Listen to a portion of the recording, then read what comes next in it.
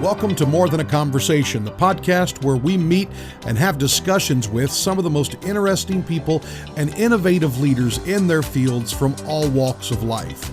We will be discussing everything from politics to theology to religion to philosophy to life. Every once in a while, I may just be on here talking about whatever's in the news and whatever I think will be of interest to you.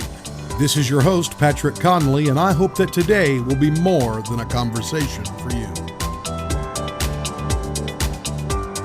Welcome to More Than a Conversation. And guys, I am excited today about our guest. We are joined by someone who has done one of the most exciting jobs in the world.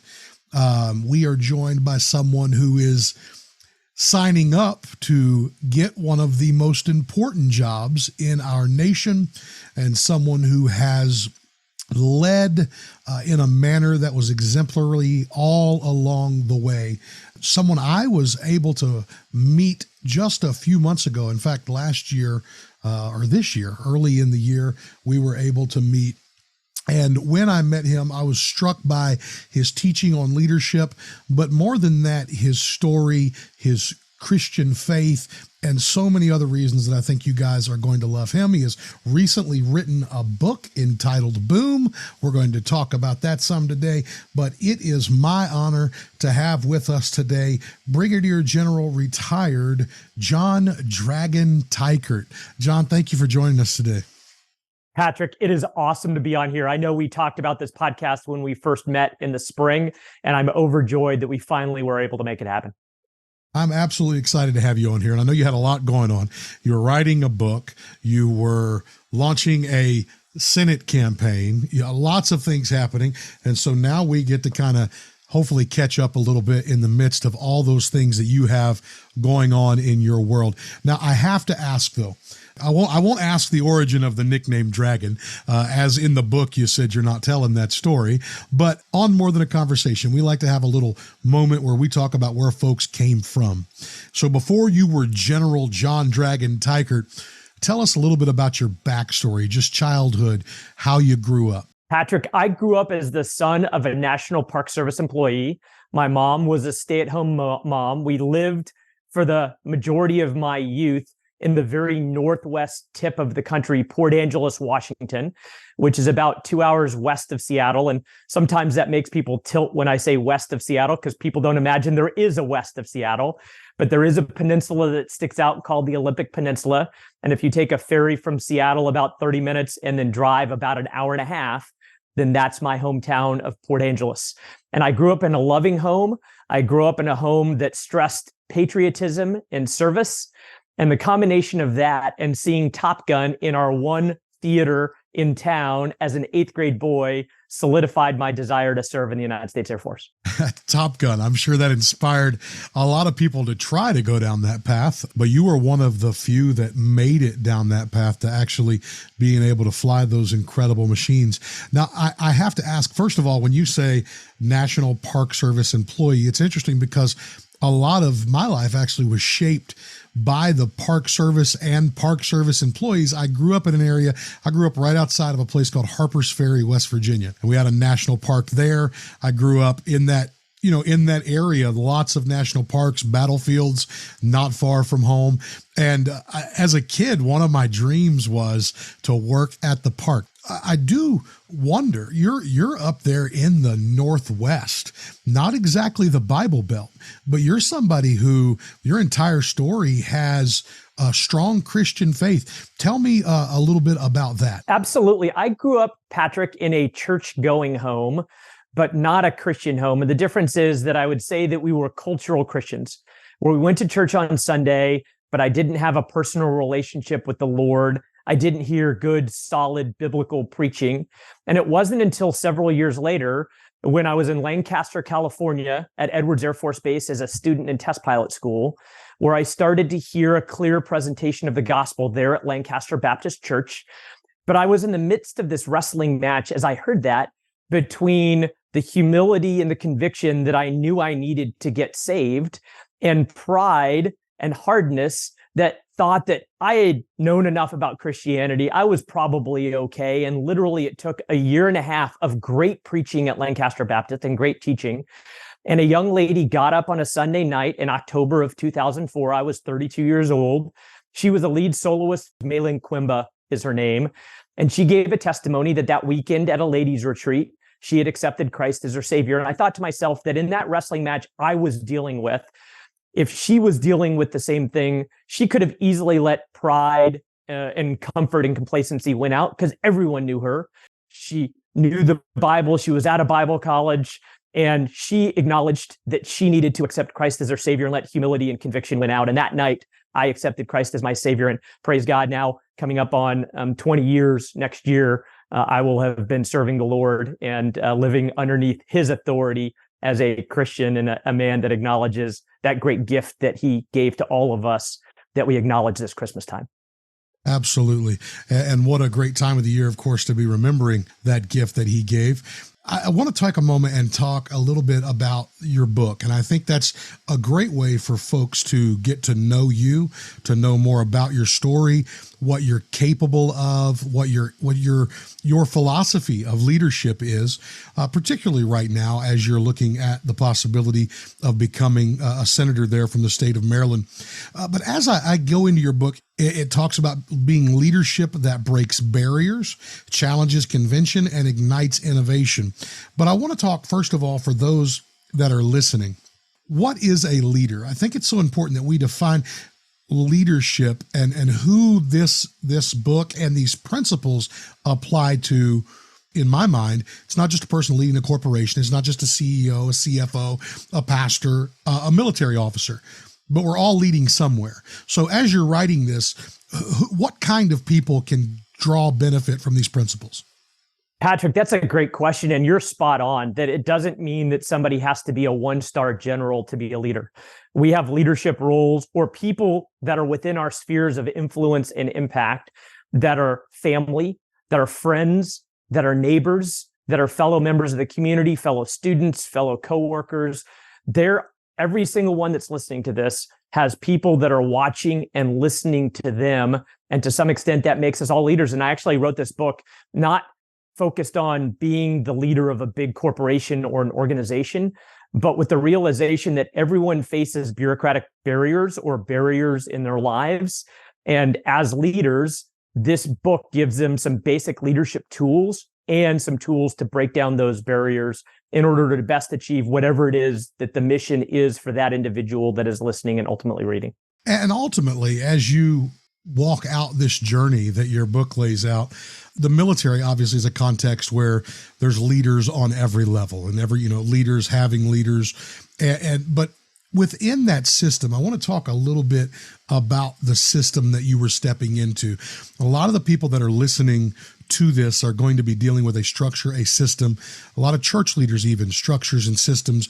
One of the things that right off the bat you point out that was a struggle was you identified bloated bureaucracies. You identified the fact that as systems exist, somehow the bureaucracy grows to the point that it inhibits good leaders from doing what needs to be done. Now, we see this, in my mind, in business, in church structures, in business structures, in governmental structures. How do these bureaucracies get so bloated? Patrick, first of all, for your listeners, the book is about ultimately my journey as the commander of Edwards Air Force Base, a place that I call the center of the Aerospace Testing Universe. I showed up there as a brand new one-star. It's this place where Chuck Yeager broke sound barrier, where every first in aerospace history in the last 70 or 80 years had some nexus there. But instead of being innovative, it was just stuck in the muck and mire of bureaucracy. We're all stuck in the muck and mire of bureaucracy at some point. Bureaucracies are formed ultimately to do something well, but to only do that thing well and nothing else and not change as the times change. And so we very deliberately at this organization, Edwards Air Force Base, made it our priority to make it the most innovative organization in the United States Air Force. And not only that, but in the matter of about 6 months, we changed the culture so that we performed more innovation activity at that one base of 11,000 people than the rest of the United States Air Force, 670,000 people combined. But we all face those limits. I'm actually dealing with my son right now. I've got 2 daughters in college and a son who's a junior in high school, and he got accepted to this awesome internship program. But he's going through the final stages of the onboarding, and there's a lot of bureaucracy, rules that get in the way. And we're trying to break those barriers down together. It's a bit of a learning point or opportunity for him, but we all face those, whether we're in a church or in a youth sports league, or we're at work, or we're at school, we're at the ministry. All of those things give opportunities for us to get comfortable in the status quo and rely on the mechanisms that allow us to be complacent instead of to find ways to do things better and differently to meet the needs of the mission and the people that are around us. We talk to a guy who is running for office right now. You're looking to become a United States Senator. When you see the federal government, now to say, do you see bloated bureaucracy in the federal government? I mean, that's that we don't even have to ask that question. But when you look at the federal government and you go, what are some ways we can change bureaucracy or do something to get the federal government back to doing what it's supposed to do? Do you have any specific examples of departments, areas where that bureaucracy is no longer serving as well as it could, and that maybe some changes could be made and someone such as yourself as a senator would be able to work on that? All of them is the answer. All of the organizations in the federal government and state government and local government have some form of bureaucracy that's holding them back. And it takes a cultural change ultimately to solve some of those problems. You can make individual decisions, and that will help move the needle a little bit.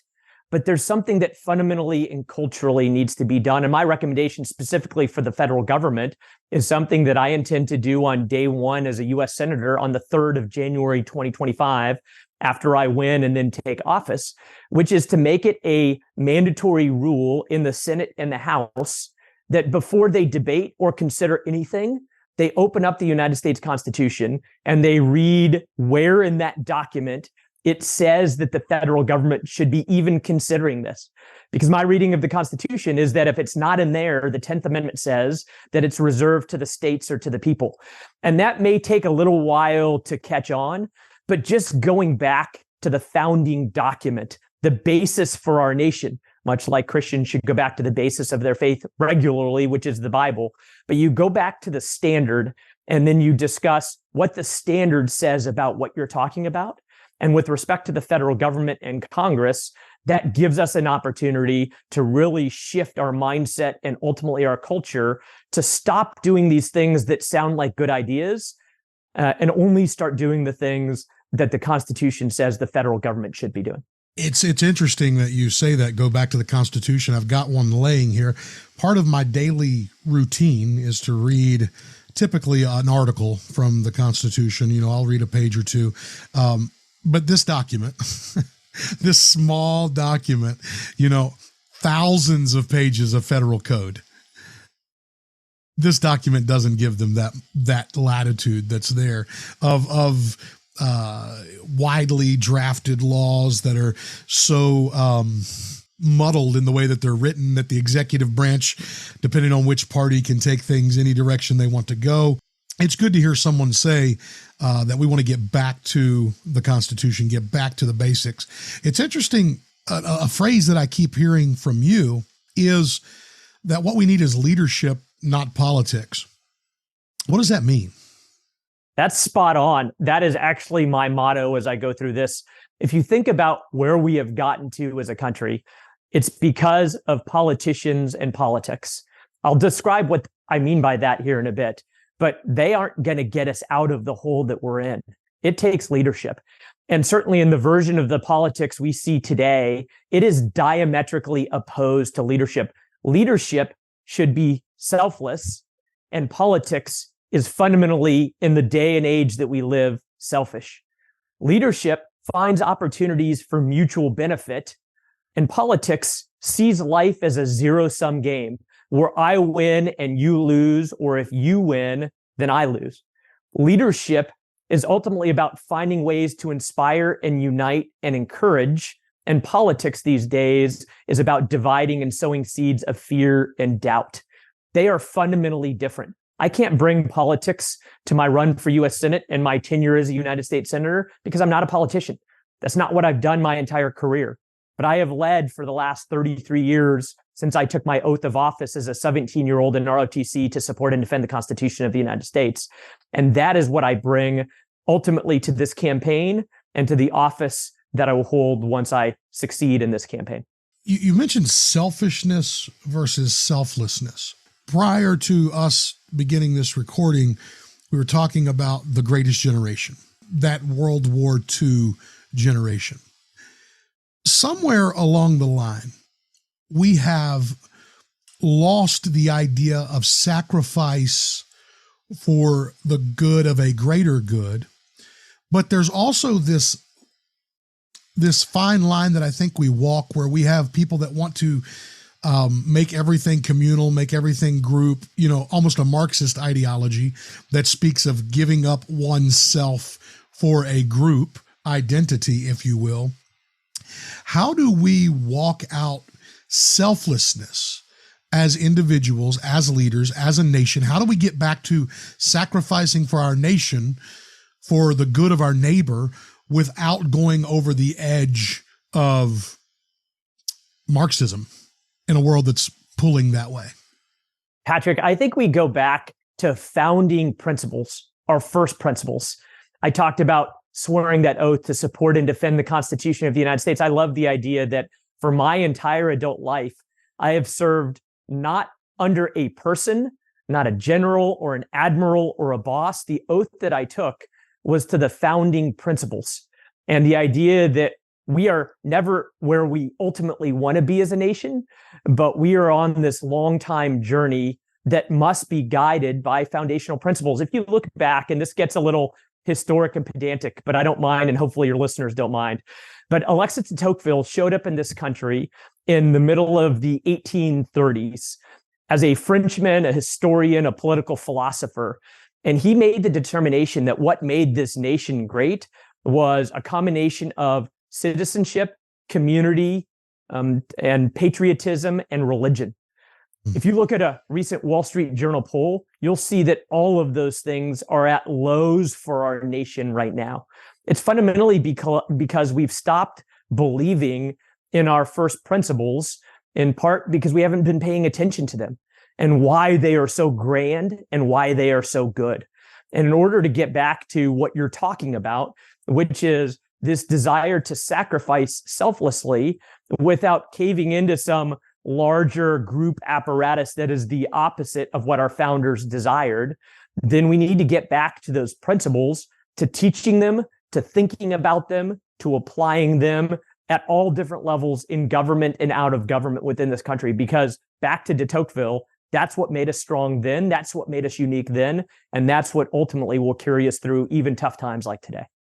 So it doesn't sound like you're part of the doomsday, this is the end of America, our best days are behind us crowd. It doesn't sound like you're running to be a chaplain that holds the hand of a dying nation. It sounds like you're a guy that actually believes that the best days are ahead of us. Our best days can be ahead of us. And there's the difference there between which path that we take. Do we continue to diverge from our founding principles, or do we snap back to our foundational principles? Do we continue to trust politicians to guide us into the future, or do we recognize that we need leaders and leadership to guide us into the future? It's fundamentally different. It doesn't mean that we have success headed our way in the future, but it means that we could if we snap back to those foundational principles that we've trusted in to form this great country, and that ultimately we've trusted in to build this country into what it is today and what it could be in the future. It certainly does seem like both parties have found themselves diverging from first principles. And we, you could have the debate over which party has gotten further from that, but from first principles, from the very things that have always been the fabric of what it was to be American, to being driven to a place where politicians are reacting to the wants of the people in the moment, where we have emotional reaction, whatever that might be, whatever the emotion of the moment is, whatever's trending on TikTok and trending on Twitter becomes government action. Is that where you find yourself being different, in that while you represent the people, it seems like you're offering yourself as a leader as opposed to let me be influenced and see if I can gain a little more notoriety, which is where we seem to find ourselves right now?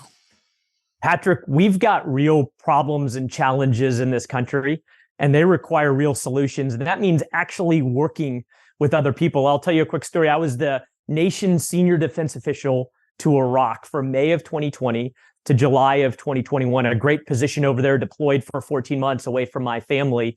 And one of the guys that I had to work with every single week, we had meetings weekly, was their chief of defense, their chairman of the Joint Chiefs of Staff. I was there representing our nation to leaders in the Iraqi government. His name was General Abdul Amir Urala. He was an Iranian-aligned guy that probably would have slit my throat if given an opportunity. But he took his position about the same time I took my position. And my team sat down and we role-played a little bit. How are we going to make these meetings productive and professional? And we came to two primary conclusions that we should use in Washington, D.C., or wherever it is that we are and we're trying to get the mission accomplished. They are, number one, find ways to connect based on shared humanity. Everybody's a human being. Everybody has family. Everybody has desires and dreams and hopes and goals and fears. Find a way to connect with him, Abdul Amir Urala, at the human level. And then number two, everybody's got interests and objectives, and find, instead of lingering where his objectives differ from my objectives or the United States objectives, cultivate the ground where those interests and objectives overlap. And while we talk about humanity, maybe ultimately I can pull his interests and objectives slightly closer to our circle, which means that there's more ground where we can cultivate. Right now in Washington, D.C., though everyone there has taken the oath to support and defend the Constitution of the United States, they yell at each other from opposite sides in the areas that make them different, instead of finding ways to cultivate very fertile ground in those massive areas as Americans where they overlap. We need to stop focusing on yelling at one another and lingering on differences. We need to get back to those things that make us similar or the same and find ways to cultivate solutions within that space for the good of the United States of America. I feel like I would be amiss if I didn't tap into some of your national security expertise, your foreign policy expertise. As a guy who has walked in the path that has enabled you to be in the know in a lot of those areas, a lot of my listeners have concern. I have concern about just how volatile things are on a world stage right now. A moment ago, you mentioned Iran. What are we doing with Iran now that is right? Are we doing anything right? What should we be doing regarding the nation of Iran? Ultimately, our strategy as a nation goes back to this word deterrence, which any parent should understand. It is stopping someone else from doing the things that you don't want them to do. That's what deterrence is. Parents do it every single day.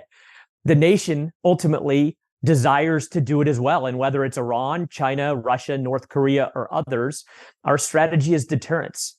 And deterrence down to two primary things. Do you have the capability to stop them? And do you have the will to stop them? Going back to Iran, we certainly, as the United States of America, two carrier strike groups in the region, have the capability to stop Iran and Iranian proxies from doing the things we don't want them to do. But fundamentally, Iran doesn't believe we have the will to stop them. So they're not deterred.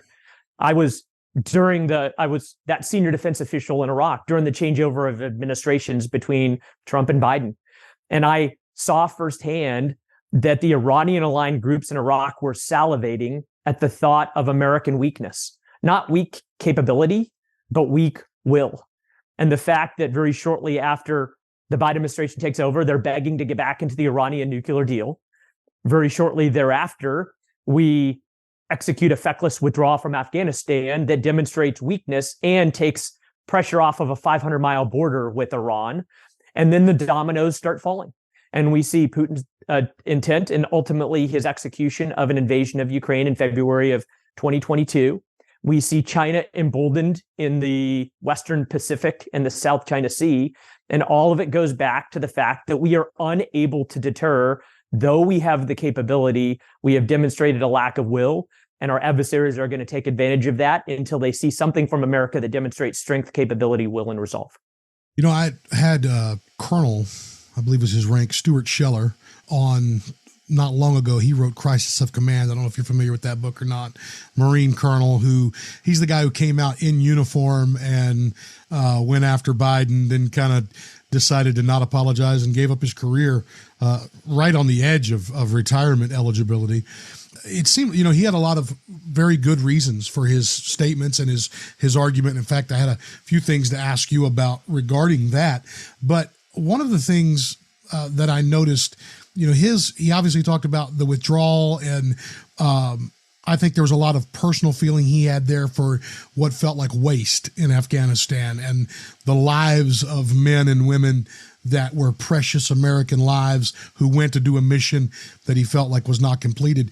Now, I hear, obviously, that would be a concern for you. And then also I hear you talking about that being perhaps the reason some other things happened. So is it possible that, or is that what you're saying, that Putin probably made this move based on seeing our lack of will because of other moves that we've made? And would that even maybe go to Hamas, Iran, all of those things? All of it. Absolutely. There is a very direct line that's back to American weakness based on a withdrawal from Afghanistan. Let me give you a little context about my thoughts on Afghanistan. I was also in Iraq when Central Command was making the decisions and ultimately executing the president's direction to pull out of Afghanistan. But for a little bit of context, when I commanded Joint Base Andrews, the president's airfield just outside of Washington, D.C., I did that from 2016 to 2018. We had about 17,000 people come to work at that base every single day, 17,000 people. We had 2,500 Americans in Afghanistan at the time we pulled out, about a seventh the size of an average base in the United States, about a seventh the size of Joint Base Andrews. Those Americans weren't getting hurt. They were not getting killed. They were there to maintain a status quo, not just against the violent extremist organizations there in Afghanistan, but also to continue to demonstrate America's credibility in maintaining its commitments. Once you back away from strength, capability, will, and resolve, your credibility erodes extremely quickly. Russia saw that, Putin saw that, and to go to Ukraine and our decision to pull out of Afghanistan, especially in such a feckless way. The same thing with these Iranian-aligned groups, including Hamas. They get a real sense that America is not strong because of our lack of will, and thus they can take advantage of American weakness by doing things that otherwise they would not do. And I'm a firm believer that you'll find very few people who appreciate combat and war like those who have served. But I do not believe that you'll find anyone who hates combat and war more than those who have served, and officers who have commanded men and women and sent them into battle. And it's you go back, and I like to read history. You read of generals who may have loved the strategy of things and the innovation and have been good at their jobs, but they hated it. And understanding that deterrence is such a large portion of this, what do you say? And this is actually very good, I think, for you to be able to say this to my audience. What do you say right now? Isolationism is rising because I believe of populist influences and people not seeing the big picture. And it's popular to say, let's just stay out of everybody's business in the world. What do you say to those who would promote isolationism as far as whether or not, and maybe it is the least dangerous way, but is isolationism a posture that leaves us in a more safe or a less safe condition as a nation? Less safe. The world has seen unprecedented prosperity since the end of World War II, when the United States of America established and then throughout the decades supported a world that is free, open, prosperous, and secure. And while the world has benefited from that prosperity, ultimately America has benefited from that prosperity. Hey, More Than a Conversation listeners, I hope that you are enjoying this conversation as much as I am, and I hope that you're getting something great out of it today. I'm just wanting to jump in here in the middle to take a moment and let you know a few ways that you can help out More Than a Conversation. First, wherever you're listening, please go ahead and click that subscribe button. That will definitely help, and that'll make sure that you get all the content.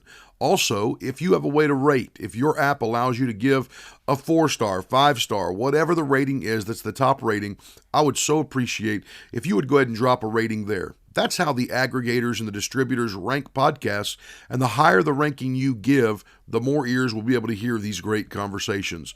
Thanks again, and I'm hoping that today has been more than a conversation for you. Now let's get back to it. We are so interconnected with a variety of places in the world. And when America retreats from an area of the world, then entities that have malign intent will jump in and fill it. And not only then does it make the world less secure and safe, but it also erodes our ability to continue to shape a world that is beneficial to the United States of America and our population.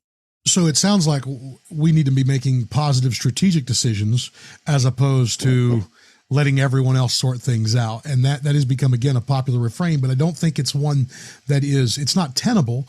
But it seems like recently anyone who says that is just labeled a war hawk, and as opposed to a person who's actually thinking about what's good for the nation.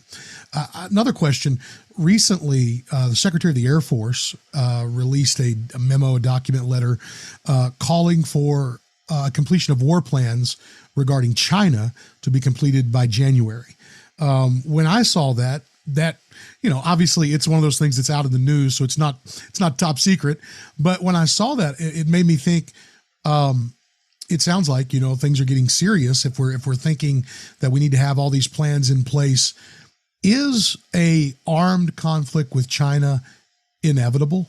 It's not, but it could happen, or it's more likely to happen if we don't maintain the right deterrent posture, not just in the Western Pacific, but around the world.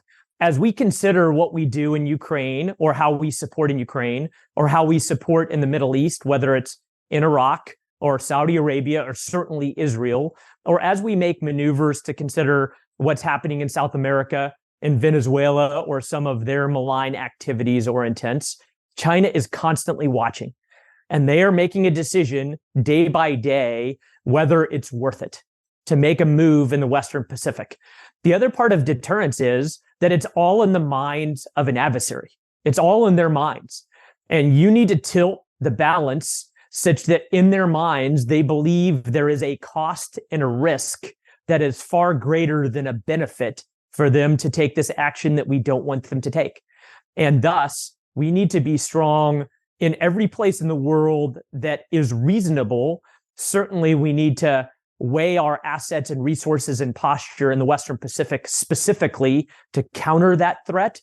But ultimately, they're watching and making a decision day by day. And I know some have said maybe 2024 is the year, or 2025, or the anniversary of the Chinese Army, the PLA, in 2027, the 100-year anniversary. No one knows, because it's in the minds of Xi and the Chinese Communist Party. But we've got to do everything we can that is reasonable and sustainable from the United States of America, alongside of our allies and partners, believe that it is not worth it to do the things that we do not want them to do. And I don't want to take you down a path that is, maybe it's not something that's been your focus, but China has, with its Belts and Roads Initiative, made allies across the world. It seems like in the past, the United States was coming in with the stronger ally list. And I suppose in terms of military strength, we may very well be. But are we going to have, in a conflict with China, is the goodwill of the world still with us like it was in times past? Patrick, I disagree with the premise of your comment with respect to allies. Ally means something very specific, and that means you have a mutual defense treaty that is in place where you know and trust that you will come to one another's aid if something happens. China has exactly one treaty ally, North Korea. They have some transactional relationships around the world. They've tried to buy friends, by the way. Italy just pulling out of the Belt and Road Initiative is a great example of how countries realize they're cashing in their sovereignty by making deals with China. But the United States, as an example, just in the Pacific, has treaty allies in Japan, South Korea, Thailand, the Philippines, and Australia. Maybe there's more than that. But we also have deep friendships or partnerships with a variety of other countries that are not transactional, but actually are deep in the nature of our relationship with them and their relationship with us. Ultimately, the national security strategy says that this broad network of allies and partners is a unique American advantage. That means that China and Russia, they don't have it. They wish that they did, but they don't. And ultimately, one of the things that gives China pause about making moves in the Western Pacific, the rightful belief that it's not just them attacking Taiwan or doing some other malign activity, but doing so will bring in the United States and a host of allies and partners that we have cultivated carefully for decades from the United States, and that weight would be far too much for China to bear. And so that is certainly good to hear. They obviously have made attempts to have those transactional relationships. Should we be worried when we think about Europe and its posture regarding China and its willingness to connect to the Chinese economy, its desire to tap into that economy? If push comes to shove, should we expect Europe to be with us? Patrick, absolutely us. Our NATO allies, our European allies are incredible. And right now, they are going through a reshuffling of their portfolios, military, political, diplomatic, and economic, to decide how can they start to de-risk based on what's going on in the Western Pacific. Because they have seen, certainly through being on the front doorstep of Russia's aggression and aggressive activity, that if you are too closely tied to an entity, an adversary, and they make particular moves, then there are massive ripple effects into your economy, into your country. And right now, Europe is doing a reshuffling of their portfolio to help de-risk from the possibility that ultimately we collectively are going to need to defend our free, open, prosperous, and secure world order based on what China may do in the Western Pacific. You mentioned our NATO allies. So obviously our mind goes back to what's happening in Europe. And you've probably been questioned about this, I'm sure. If not, the question is no doubt coming. What is the proper posture for the United States regarding the conflict in Ukraine? Zelensky is here in the United States talking to President Biden today. And certainly it's high on his mind that he is hoping to achieve his ultimate objectives in that conflict, which is a return to the borders in 2014.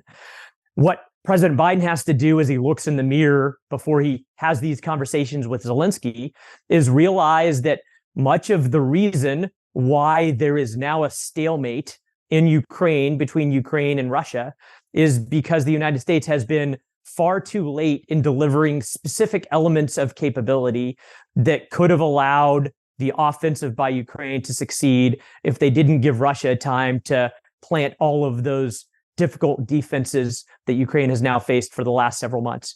I am amazed at Ukraine's capability to hold off the original Russian onslaught, but the United States and our European allies and partners have spent a lot in support to Ukraine. About $100 billion from the United States, about $200 billion from our European allies. By the way, those European allies are carrying a lot of the weight with respect to the various forms of support in Ukraine. But we're now at a point from the United States where we have an additional conflict to consider, the one in Israel, between Israel and Hamas. It continues to be our pacing challenge to consider what's going on in the Western Pacific. And we need more transparency. We need more accountability. We need more balance between various elements of our support in Ukraine and Israel and the Western Pacific. And we need to hear from Zelensky a clear path, a strategic path to victory or success before we continue to spend the next $100 billion, or specifically in the case of the bill under consideration, $60 or so billion in Ukraine. It is a valid fight to have or to support because China is watching. and how we do in Ukraine will make their calculus either one that favors aggression or not. But we need to go back to some of the more strategic elements of our decision-making from the United States, especially now that there's an additional conflict in the Middle East, and rebalance how we are considering how we support Ukraine in this ongoing conflict. Well, I will say that I have interviewed a few or conversed with a few senatorial candidates and even a vice president on More Than a Conversation. And you are definitely one of the most prepared as far as foreign affairs of any of the folks that I've talked to. So you're living up to that national security expert title, and that's certainly something that we need. So maybe the voters in Maryland will remember that and will consider that as we move forward. I want to step back into leadership for just a moment, because a few things stood out to me as I was reading the book. You had something called the Hustle Squad. And the Hustle Squad's job was to drive innovation. And I know we've talked about some specific answers regarding various things in leadership and now in national issues. But regarding general leadership, what is some advice you have for those that might be listening that want to increase innovation? First of all, how important is innovation in leadership or to leadership? And how do we stop from losing our innovative edge? When you showed up, at Edwards, you're a different guy than you are right now. When you show up the first day and, you sit in that first plane, you're different. And most of the time, organizations and individuals tend to lose their innovative edge. How do you maintain it? Patrick, I talk about the Hustle Squad primarily because I want the readers to understand that innovation doesn't flow from the top down. It flows from the bottom up, but needs to be supported at the top. And that group, the Hustle Squad, was absolutely brilliant in helping us foster the bottom up cultural elements that we needed to innovate, but ultimately they could only succeed if I was willing to provide top cover. One of the ways that I define innovation, specifically I talk about extensively in the book, is this idea of creating a culture or climate where every single member of the organization knows that if they have an idea, someone senior enough to make a decision will listen and consider and then act appropriately. Because if you think about it, as a leader, you don't have all the answers. You don't even have close to all of the answers. In fact, at the very end of my tenure there at Edwards, someone, when I was on stage in front of 1,000 people, asked me of all these innovations that we did while I was there, what was the most important thing that we did? And I said, listening to your ideas. The idea that a leader can only unlock the innate talent in their organization if they find a way to make everybody believe that their ideas will be listened to and considered and then acted on appropriately. One of the things, Patrick, that I talk about in the book that I love doing was something we called the summer of waivers, where there are a ton of regulations and rules between where I sit as the wing commander at a base like Edwards and where someone down in the trenches is working every single day. And there are a lot of things that hinder their ability to do their job. And so I said, open season, everybody on base can write a waiver request to get rid of a rule that is hindering their ability to do the job. No one between them and me can say no, and it's got to get to me quickly. And in a very short period of time, we processed over 100 waivers. That means in 100 cases, there was a rule that was getting in someone's way that didn't need to be there because I adjudicated costs, benefits, and risks and decided that rule didn't need to be there, and I waived it. There are a lot of rules and regulations in every organization I've ever been a part of, but the only way you can break those down is to let innovation flow from the bottom up, where the great ideas really exist, and you are there to provide the top cover to listen and consider and act. Deregulation opened up innovation. What a concept we could use in government. On page 31 of the book, you talked about how you were shocked that you could not build an unmanned weapon when you arrived. They could not build an unmanned weapon that would go 5 times the speed of sound when already the X-15 had existed, which flew at 6 times the speed of sound, and it was manned, I believe. And so why is it, that this has happened? And you mentioned something, you said social stagnation. and risk aversion that had crept into our cultural psyche. Did you mean the Air Force, the base, or our society at large? And how did that creep happen? Patrick, I meant society at large, certainly American society at large. And specifically, I'm friends with Victoria Yeager, the widow of famous Chuck Yeager. And there's great a lot West Virginian, by the way. I'll shout that out. I'm a West Virginian, so shout that out. He is. And there's a lot of great stories about Chuck Yeager and other things in the book. It's not this dry leadership book. It's a story about me and my team with flash forwards to Iraq and flashbacks to Andrews and a lot of stories about people like Chuck Yeager. But in 1967, the X-15 flew Mach 6.7. That was a manned aircraft. And now we're struggling to catch up to China and Russia to develop hypersonics. Ultimately, there's a large component of concern about risk that has crept into our comfortable American psyche that is something that causes us to eschew risk when risk is the way that ultimately you find your way to do something different and to do something better. If you think about, we have this idea of world-class risk management, where I'll go out on a particular day and fly something designated as a high-risk test point in the F-22. Certainly, those were things that I did early on in my career. But you only do that after you identify what are the risks, you mitigate them reasonably, and then you make sure that the right level of the chain of command accepts the residual risk.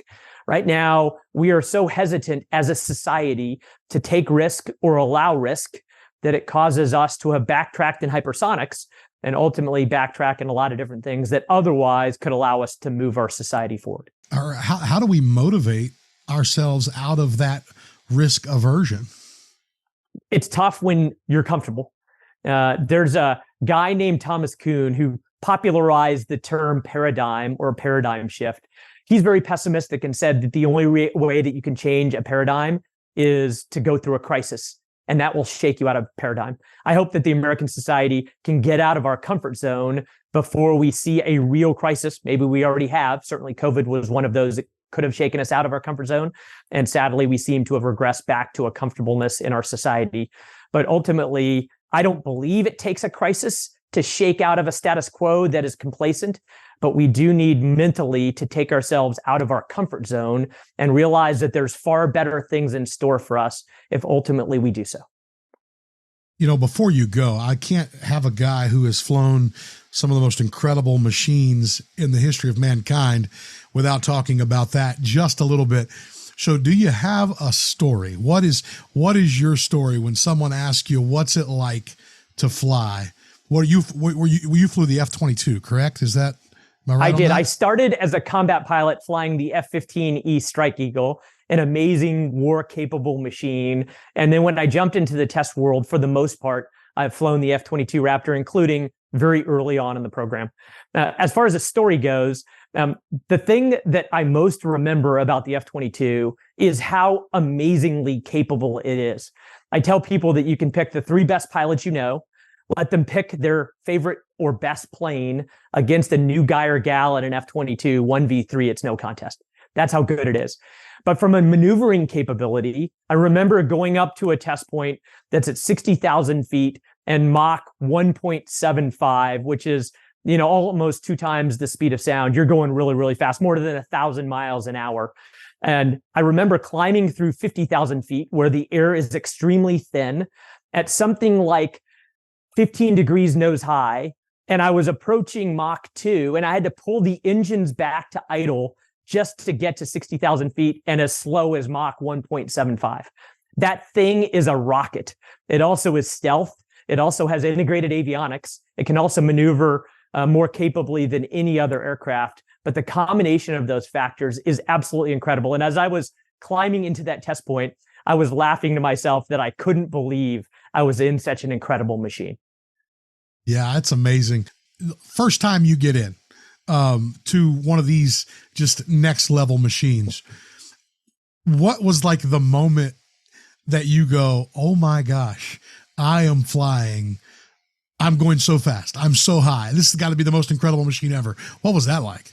I came back to the traffic pattern in my first flight in an F-15E. I had an instructor in my back seat, and I started looking around the traffic pattern. And I think I said on the intercom to my instructor, I can't believe I'm in a traffic pattern with F-15Es. And he said, dude, you're in one. And I'm like, oh yeah, I guess that I am. And that's what really struck me as I look around the cockpit and I see those other planes in formation around me in the traffic pattern, that I am in this absolutely incredible machine designed to soar and do amazing things. And I couldn't believe that I was actually in one. Well, I am excited to see what happens in the future for you as you are in this run for Senate. I know, let me ask, you retired, you wrote a book, you could go do the leadership circuit and get paid and, you know, show pictures of you in a nice dress uniform and have people go, man, this guy is the coolest guy ever. He flew a fighter. Instead, you decided to jump in to the dirty world of politics, as some would call it. What on earth were you thinking? Patrick, it goes back to the fact that as a 17-year-old, I took that oath and I meant it for a lifetime to support and defend the Constitution of the United States. So alongside of another cute ROTC cadet named Melanie Hall, who I've now been married to for the last 25 years. And so she served alongside of me under that oath. Our oldest daughter is an ROTC student at Baylor. She's already taken that oath. Our next child is a criminal justice and psychology major at TCU, wants to go in the FBI. She'll take that oath. And our son is a high schooler and wants to be a nuclear engineer for the Navy, and he will take that oath. Ultimately, it's a family business. And for the last 33 years, I have relentlessly pursued that oath as a fighter pilot, a test pilot, a commander in various levels, and as a general in the United States Air Force. And ultimately, the decision, Patrick, came 2 years ago when I was dialed into the Air Force Thunderbird change of command. The guy who was taking command of the demonstration team for the Air Force was a guy that I had mentored for about 10 years. And during his speech, he pointed to the huge American flag behind him on the stage, and he said this: if that starts to falter, you do not walk away. You engage with everything you've got and you fight to bring it back. And right now that flag's faltering. The American dream is slipping away. And I made a decision then and there that I needed to engage with everything I've got and fight to bring it back and support and defend the Constitution of the United States. I appreciate the chance to talk to you, Patrick. I did want to throw out my website, my campaign website, TeichertforMaryland.com, Teichert for Maryland.com. My book is Boom, but really it's all about support and defend the Constitution of the United States. And I've got another 30 years at least of productivity in service to that oath as I tackle this next half of my life. Well, I am certainly excited. And let me say this to all of you who may be in Maryland, know someone in Maryland. I can tell you this: you need to at least give consideration and hear what John Teichert has to say for your state and for our nation. He is a brother in Christ. He is a capable leader. And I believe that you will find that he is someone that is worthy of you hearing his ideas and perhaps choosing to place your trust in. To all of you who are listening elsewhere, I've already this morning in a meeting of pastors online, I've been recommending this book. I just read my copy of Boom. This book is an incredible book. It's laid out in a wonderful way. It's got great stories of General Teichert's time in leadership. He flashes forward to things and flashes back to things, and he's got all sorts of things that one moment you're reading an incredible story, the next moment he's breaking down the leadership principles, and then each chapter, which are easy to digest chapters that are written for a popular level audience to be able to grab a hold of, each chapter ends with action items. So if you're a leader, you need to read this, leading your home, leading your family. If you got a team, you need to buy copies and give them to your team. It is the leadership book that I have told several people already, and I just read the book, literally just read it, that it is one of the best leadership books that I've seen recently. It's coming from another angle. It's exciting. It's well written. Everyone needs to go over and grab a copy of Boom by John Dragon Teichert. General Teichert, thank you so much for taking the time to come on More Than a Conversation today. Patrick, it's been a joy. I asked your audience to pray for me as I try to wrestle our nation back to where we belong. I've claimed Hebrews 12, 1 through 2. as my verses for the campaign, I'm running the race with patience while looking unto Jesus, the author and finisher of my faith. And I'd appreciate your prayers and your audience's prayers as well. Amen to that. And to everyone else, I hope that today has been more than a conversation for you. Thanks again for being part of More Than a Conversation today. If you'd like more content like this, check out my blog at www.pastorconley.com. That's PastorConley.com. Again, that's PastorConley.com. I'd also love to see you join us in worship at Garden Sanctuary. If you're ever in Rock Hill, South Carolina, or the greater Charlotte area, we'd love to have you stop by and worship with us. Check us out at www.gardensanctuary.org. That's gardensanctuary.org. Until next time, I hope this has been more than a conversation.